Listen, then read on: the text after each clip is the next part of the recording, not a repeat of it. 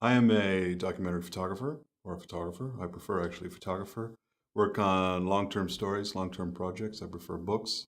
Usually my work takes 2, 3, maybe even 10 years to complete. And I've been asked to be the chair of the documentary jury this year.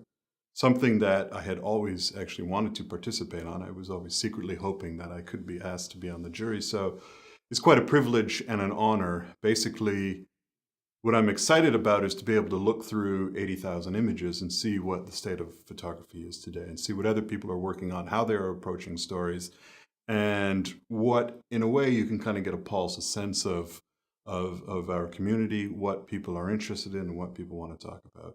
And I think the only way you can do that is not by looking at 50 images, but 50,000 images. And that's something you're allowed to do as a jury member. We spent 4 days as the documentary jury going over about 40 to 50,000 images, I believe, in two categories, daily life and contemporary issues. And one of the things that we noticed immediately within probably the first few minutes was the consistency of stories that the photographers were submitting.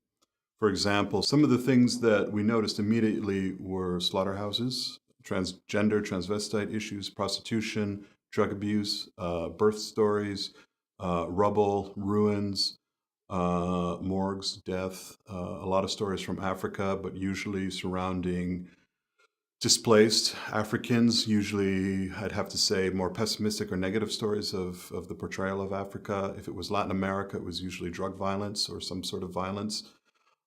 These were all the more popular stories that we saw. And I don't have an issue with telling an oft-told story because the whole nature of our existence as humans is based in storytelling. We repeat the same story over and over and over again. But the task that I'm looking for and that we were looking for as the documentary jury was how do you tell that story? If you want to tell a story about birth or if you want to tell a story about the refugee camp, how are you going to choose to do it?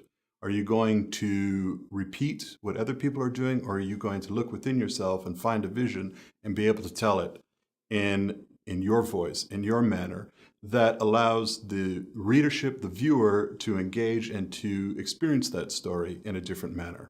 So it's not about originality of story, and I think that that argument doesn't need to be made.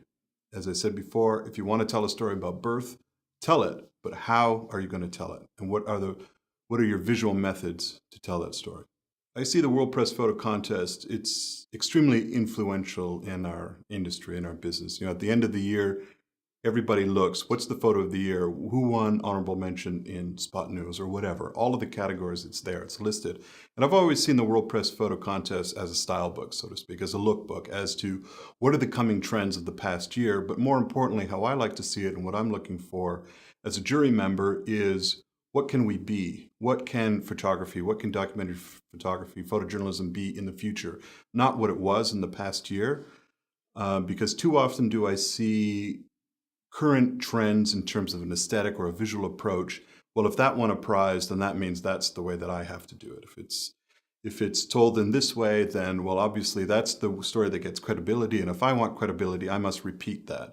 But the reason a lot of these stories win is because that photographer has a vision, has an idea of who they are and what they're trying to say.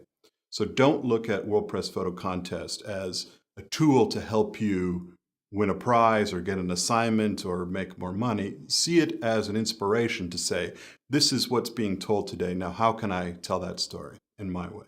The most successful photographers, and especially in this new modern era of photojournalism and photography, where things are collapsing, things are falling apart, things are being rebuilt. So it's up to you to rebuild it in your own voice, in your own vision, and to see it. And if I can recognize that in a photograph, in a story, then that's what I'm going to fight for. And that's what I'm going to hope to see that makes it into the final rounds of the contest.